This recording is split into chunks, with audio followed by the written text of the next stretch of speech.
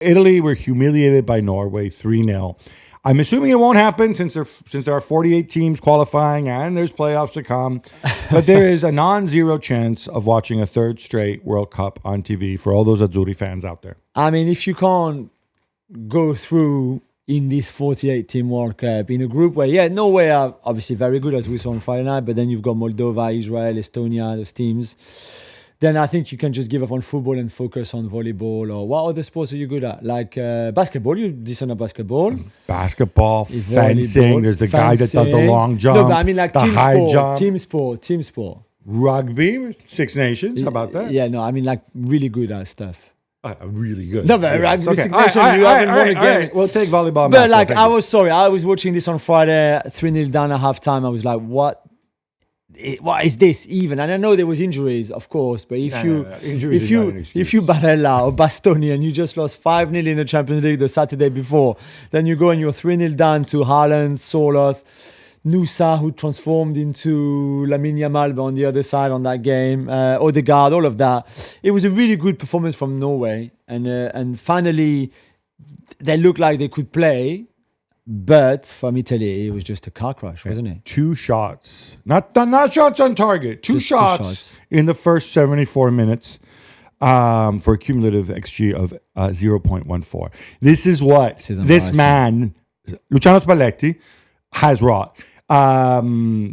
He was fired. He was fired in between the Italy game and between the Norway game and the Moldova game, which will be played in a few hours. Of course, so he'd be on the bench for that. It's weird. It's completely weird, and I think he actually preempted the announcement because in his press conference on Saturday comes out with a stupid bald head and comes out and he's like, "Well, I had a talk with Gravina, the head of the federation, and we're always a wonderful open relationship. Blah blah blah." He told me I'm going to be sacked after this game. Why don't you just get up and leave now? Honestly, because the Moldova game will actually matter in terms of goal difference, right? Yeah. And I'm sorry, you sent out a team that was entirely unprepared. It's not the excuse the player's not good enough. Coppola making his debut. Coppola's fine. Is he the second coming? No, but you had him in there. Yeah. He's probably going to go to Brighton, it looks like. You had the players there. You just had a stupid approach. Again, all this sterile possession, all this obsession. Oh, look, the Norwegians are so tall. We have to be careful on set pieces.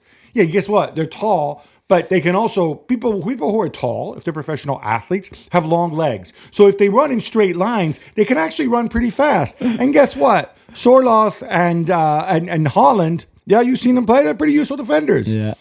And I'm sorry, it's not good. Norway thoroughly deserved this. They might have even scored more. Yeah. On to happier stuff, Jules. As Kylian Mbappé shows his techers and France beat Germany 2-0. They look pretty. This game looked pretty open to me. It was, and it was always going to be because France have another makeshift defense, so a different back four to the one. I guess this is the C back four. You had the B back four against Spain in the semi-final, so the C back four not great either, but at least a bit better. And maybe Deschamps towards the end. Now he's got 1 year left at the head of the national team, will be less conservative and less defensive, which we've asked for so many years, and a bit more attacking with the front four of Mbappé, Thuram, Colomwani not so much, and Cherki in this game. They created a lot of chances. Thuram should have scored 2, Mbappé should have scored 3, but it's Kylian in the end, a goal and an assist. That takes him to 50 goals and 31 assists in 90 caps. So 81 goals involvement in 90 games. It's pretty impressive. When there's a lot of talk about actually what does he do on the pitch for France. So I thought he responded quite well. Carlo Ancelotti's debut with Brazil results in a 0-0 draw away to Ecuador. Jules, 3 shots on goal for the Seleção. It wasn't great. To be fair, Ecuador are a very good team to go away there. It's not easy. Very good defense, especially. Very good defense. And then Moses Caicedo and all of that. It was, to be honest, it was 90 minutes of my life at that time in the night that I would never recover. I probably fell asleep a little bit towards the end because it was really late here in London. I wanted to see. I didn't see much, but maybe there was not much to see anywhere because he's just arrived yesterday pretty much. He's had 2 minutes with his squad. We saw Estevao, who you could see has something, but this was a difficult game for him. Richarlison, let's not go there. You know what I think of Richarlison anyway. Even that midfield and Gerson. Casemiro? Yeah, exactly. That's a throwback. Yeah, exactly. And even Vini with a new haircut. and he's number 10, and Carlos saying he's going to be the same as he was at Real Madrid. He's going to be great. Is that a good thing? We'll have to wait a little bit. Yeah, Sorry, exactly. wait, Real Madrid 24-25 or 23-24? That's exactly which one. So let's see. They play Paraguay next in the night from Tuesday to Wednesday. So let's see a bit more. Julian Alvarez gives Argentina 1-0 win over Chile in CONMEBOL qualifying as well. Nico Paz gets the start. And Lionel Messi gets some rest, but comes on and nearly scores. Yeah, it comes on for the last half an hour or so. It was good to see Nico Paz. Yeah, I think he deserved that cap, although I still felt the level was a bit high, even with Arturo Vidal and Alexis Sanchez How playing awesome for is that? Chile. It was awesome, to be fair. I mean, it's such an old school stadium there too in Chile. It was amazing to watch. Not that they were great, although I didn't think Argentina was that good. Great assist by Thiago Almada. The ball from Spalletti to Almada and then Almada to Julian Alvarez was decent, to be fair. It's a good goal, and after that they kind of tried to manage the game and did it okay. An expected goals of 4.00, but just one win for England against Andorra, as Thomas Tuchel plays a midfielder at right back and a right back at left back, Jules. Yeah, that was a tough watch, Gab. It really was. I mean, Andorra are the team that usually get destroyed by everybody, right? And in this game, despite the high XG, it was not good enough from England. And Tuchel said that they were not serious enough. I think that's the words he used. It was terrible to watch. Harry Kane scored. It was 0-0 at halftime. England got booed by their own fans in the Espanyol Stadium at halftime.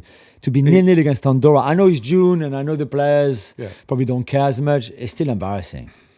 Let's make excuses for Thomas Tuchel. No, Thomas, he's the first one to need to do better. Wild stuff in Asian World Cup qualifying, Gab. Uzbekistan have qualified for their first ever World Cup. Well done. Well done, Uzbekistan. I think Asian World Cup qualifying, there's like initial two-legged playoffs, and there's one group stage, and there's another group stage. Yeah. There's a third group stage, and then there's more playoffs after that. Of course. So it's basically endless. They did really well in their group. They finished second behind Iran. They were ahead of the United Arab Emirates and ahead of Qatar too. Hey, what happened to the Qatari revolution and everything? Like, they finished fourth out of 6 teams in that group. Not great. They've got Shomurodov, who, of course, is a goal machine, at least at that level. And Kusanov at the back. And they have Husanov at the back, who plays for Manchester City. I'm sorry, I don't know what else to say about him. He's got a bad haircut and used to play in France. But he hasn't shown it yet. Shomurodov is the man. The youth teams, under 20 and the 17, have been great. So they have a good generation coming through. That's right. Weirdly, their youth teams have been better than Qatar's youth teams, which is interesting. Another World Cup debutant, Jules. This one may be even more impressive. Jordan have made it, and I'm going to confess, other than Musa Al-Tamari, I suspect most of their players will be unfamiliar to our audience because they're unfamiliar to me. Anybody else I should have heard of from Jordan? No, he's the main guy anyway. He's the Jordanian. He's the Jordan of Jordan. Jordanian Messi, they call him. No, he's the Jordan of Jordan. See what I did there? Yeah, he should wear number 23 on his back. Jordan. He's been playing in France in Ligue 1 for a few seasons now between Montpellier and Rennes, so we know him a bit more. Because of that, he's a wonderful left-footed player, winger, creator, second striker, whatever you want, really. And again, collectively, they've been great as a team in this competition. It's not always easy. As you said, it's a long journey to make it, but they have. And again, I think that's going to be great to see another team, a team that we're not used to seeing in the World Cup. Fantastic story. South Korea have also qualified, but we're a bit more used to them being there. So that's not really a surprise. No, they were undefeated, sailed through more draws, I think, than we were accustomed to. But South Korea are deep, and they're talented, and they have the experience. What's interesting is there's still a slot in that group for a direct qualification. And the loser has to go into the 10 millionth round of qualifying. And it's going to come down to Saudi Arabia and Australia. And the reason this is interesting is we've all heard Australia, a massive sporting powerhouse, and Saudi, with all the Saudi money in a World Cup there in 2034. Now, Saudi need to beat Australia. They play on June 10th. They need to beat them by a lot of goals to take that spot and send Australia into the third group phase, or the fourth group phase, whatever the hell it is. I give up. Otherwise, it's Saudi heading there, and it could get tricky. Also, Palestine, they play Oman. They have a shot at making it to the next group phase. They're still alive. I'm going to hazard a guess that, as much as people love Oman, most neutrals, certainly in the Arab world, will be supporting Palestine.